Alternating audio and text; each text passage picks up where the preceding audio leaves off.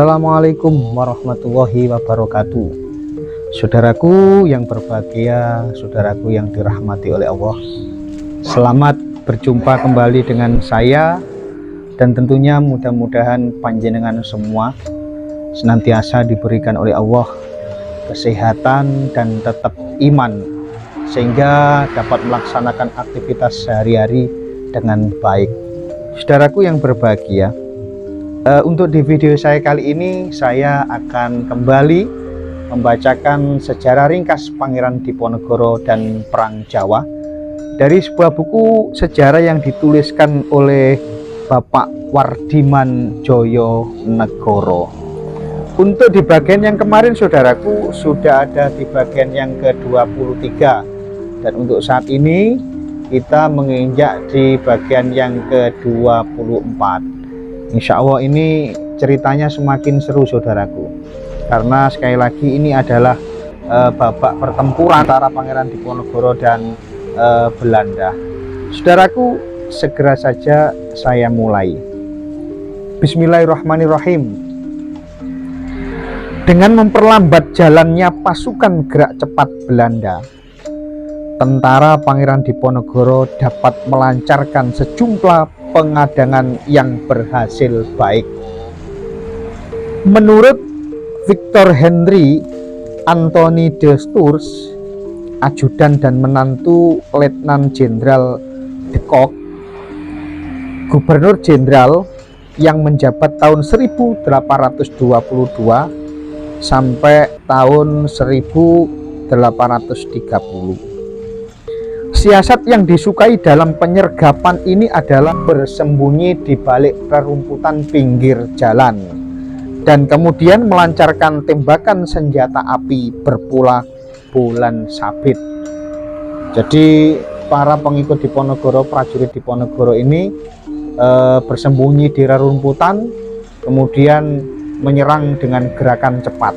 Sentot Alibasa Prawirodirjo, Panglima Kavaleri Pangeran Diponegoro yang masih belia itu, mengembangkan siasat untuk menyamarkan prajurit berkudanya di balik pagar bambu dan mengoleskan garam pada lidah kuda tunggangan mereka untuk membuat hewan itu tenang selama bertiarap menanti musuh.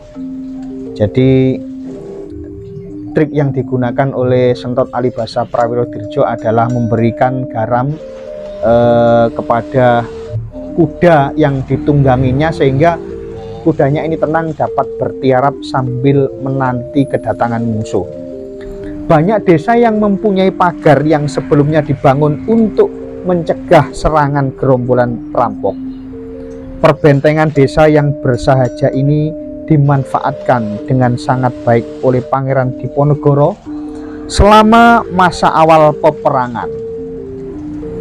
Dia juga memanfaatkan tempat lain yang berbenteng seperti bekas keraton Sunan Amangkurat I di Pleret sebelah tenggara Yogyakarta. Desa-desa yang terlindung rumpun bambu pun diubah menjadi kubuh pertahanan yang kuat, terutama tatkala para pendukung pangeran menanam ranjau atau borang dengan sangat tersamar dari bambu runcing yang tajam di sekeliling suatu desa. Para petani Jawa dengan begitu mudah beralih dari pekerjaan tani ke penyergapan pasukan Belanda.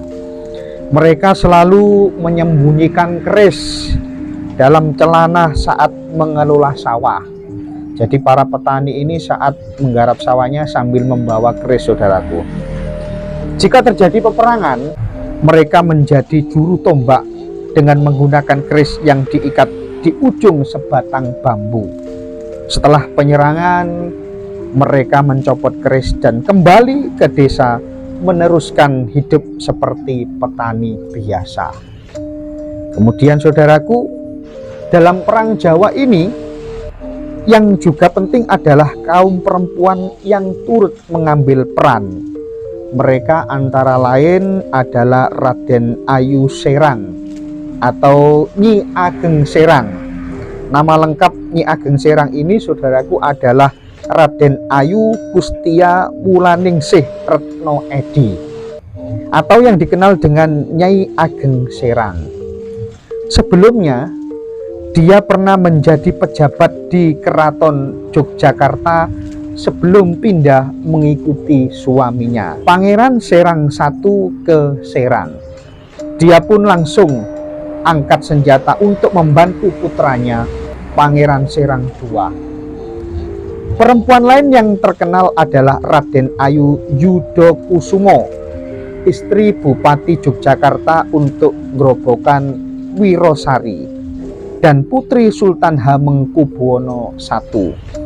Dia merupakan salah seorang di antara beberapa panglima kavaleri senior Pangeran Diponegoro. Selain itu, saudaraku, juga terdapat istri pembesar terkemuka Jawa yang terkenal selama Perang Jawa. Salah satunya adalah Raden Ayu Maduretno, istri pangeran sendiri.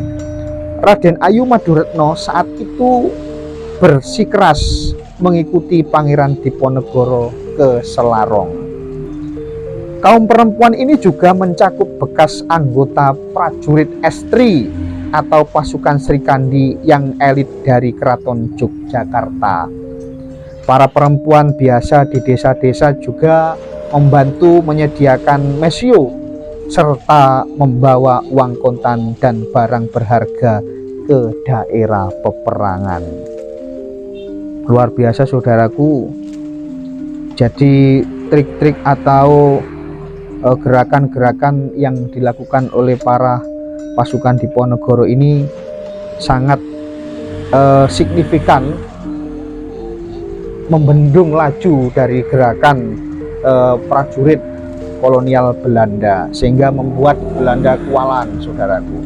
Buat saudaraku yang berbahagia, cukup sekian saya sedikit membaca sejarah ringkas Pangeran Diponegoro dan Perang Jawa, dan mudah-mudahan sekali lagi saudaraku dapat bermanfaat untuk kita semua. Saudaraku, ada kekurangan, mohon maaf yang sebesar-besarnya, dan tetap mengikuti saya membaca sejarah ringkas Pangeran Diponegoro dan Perang Jawa. Saya akhiri, wallahul muwaffiq ila aqwamit thoriq. Wassalamualaikum warahmatullahi wabarakatuh.